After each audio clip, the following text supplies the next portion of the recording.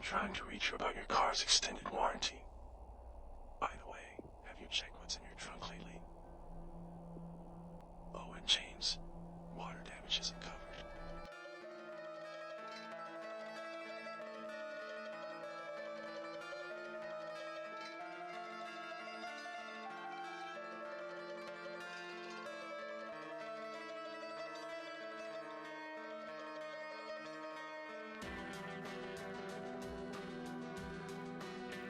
Silent Hill 2 is back, and like your ex who went to therapy, had a glow-up, and got their life together, it's somehow both familiar and completely different. But is it actually better? Or are we just desperate for anything that isn't another Bloober Team disappointment? Let's scare up an answer. Alright, so let's address the fog in the room. This game is gorgeous, and I mean gorgeous. Like, make other 2024 releases look like they were rendered on a TI-84 calculator gorgeous. Team Silent has been sitting somewhere, nodding in approval while wiping away proud tears. The atmosphere? Mwah, perfect. Fog? It's actually fog. Not that my graphics card is dying mist kind of stuff we got in the HD collection. The wind? It's haunting. Soundscape? It makes my therapist's white noise machine sound like a dollar store kazoo. Sure, there's some technical hiccups that need patching, because apparently that's just gaming in 2024, but it's like complaining about the painting on your mansion's guest bathroom. You're still in a mansion. I managed to wrangle the settings into a mostly smooth 70 to 80 FPS, even at 4K, but there were two specific areas where the game decided to throw a tantrum whenever a mirror showed up. Mind you, it wasn't all the mirrors, just these specific ones. It's like the game was having an existential crisis and trying to break down after catching its own reflection. Had to drop the resolution to 2K faster than James did his wife. Too soon? The weird part, as soon as you leave these areas, everything's fine again. It's like that friend who only gets weird at specific parties. So yeah, the game needs a little optimization, like James needs therapy. But hey, at least when it does run, it runs beautifully. And when it doesn't, well, maybe that stuttering is just part of the psychological horror experience. Now, about the gameplay changes. It's like they took the original and said, what if we made this both better and worse at the same time? It's impressive, really. The boss fights? Well, they took Angela's trauma and turned it into a maze that would make Daedalus proud. It's actually pretty tasteful, terrifying, and an improvement. I know, I'm as shocked as you are. But then there's the new layouts. After the 400th time crawling through a hole, you start to wonder if the real psychological horror wasn't the level design. It's kind of like they hired a parkour enthusiast with claustrophobia to redesign everything. Speaking of changes, they've pulled a sneaky on us and they've relocated some of the game's biggest moments. So veterans of the original might find themselves doing double takes, but it actually works out. They've scattered little breadcrumbs of nostalgia throughout, subtle callbacks to the original locations that'll make old fans go, hey, I remember dying there. Everything's bigger now, too. Like, compensating for something bigger. Which is great news if you're the type who likes to read every little poster and peek into every little terrifying corner. Not so great if you're trying to speedrun or just want to get through the game without developing an actual anxiety disorder. The new scale makes getting lost easier than finding your car in a mall parking lot during Christmas. And the puzzles? Well, they're actually fantastic. Had to break out a pen and paper like it's 1999.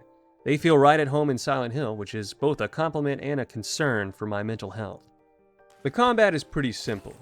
Dodge and bonk, or shoot and scoot. Sounds basic, right? Well, so is breathing, until you start getting chased by a mannequin made of legs. It's nothing to write home about, and it's not going to change the genre or anything, but it also doesn't change the game, and it's a notable improvement from what previously was, so all in all, it's a welcome exchange. But, speaking of things that do make me want to write a strongly worded letter, hey Bloober Team, that Maria quip about her old outfit? Really? Either give us the iconic look, or shut the fuck up.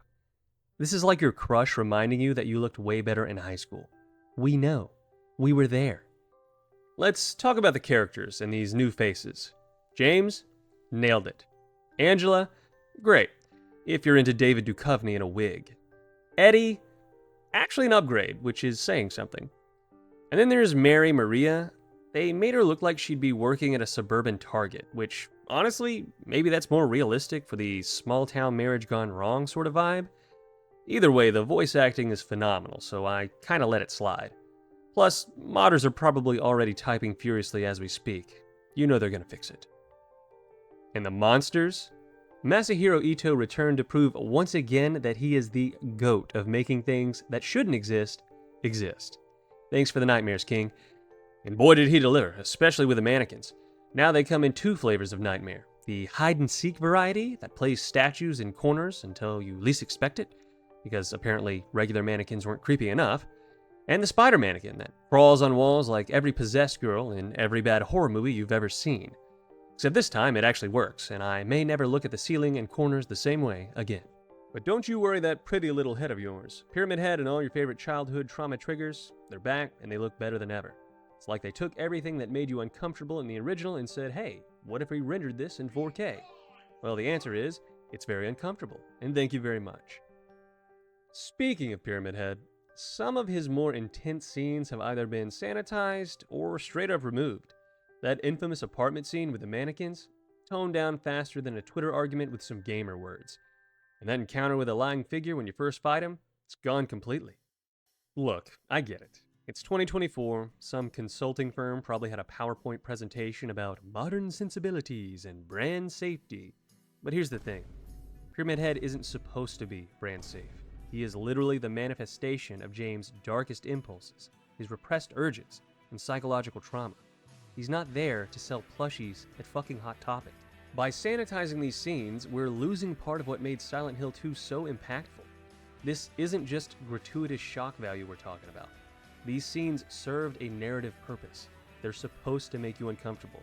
They're supposed to make you confront the darker aspects of James' psyche.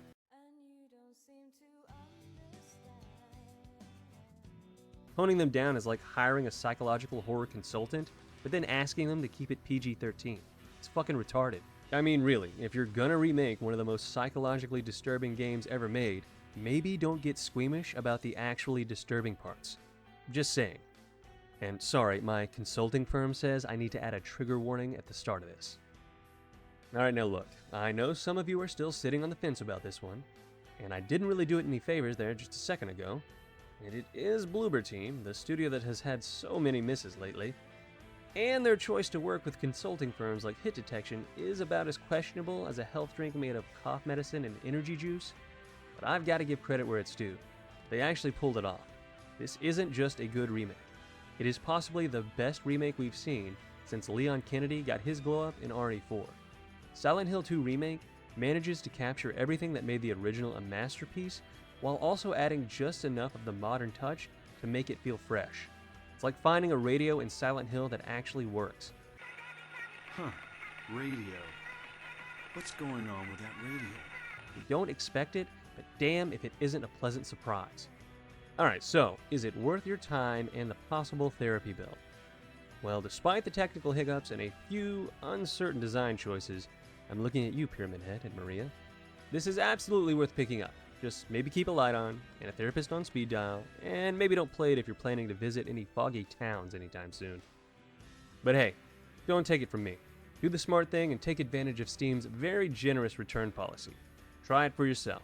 And if you liked RE4 and its remake, chances are you're probably going to like this one. Anyhow, thanks for taking the time to watch. See you next time.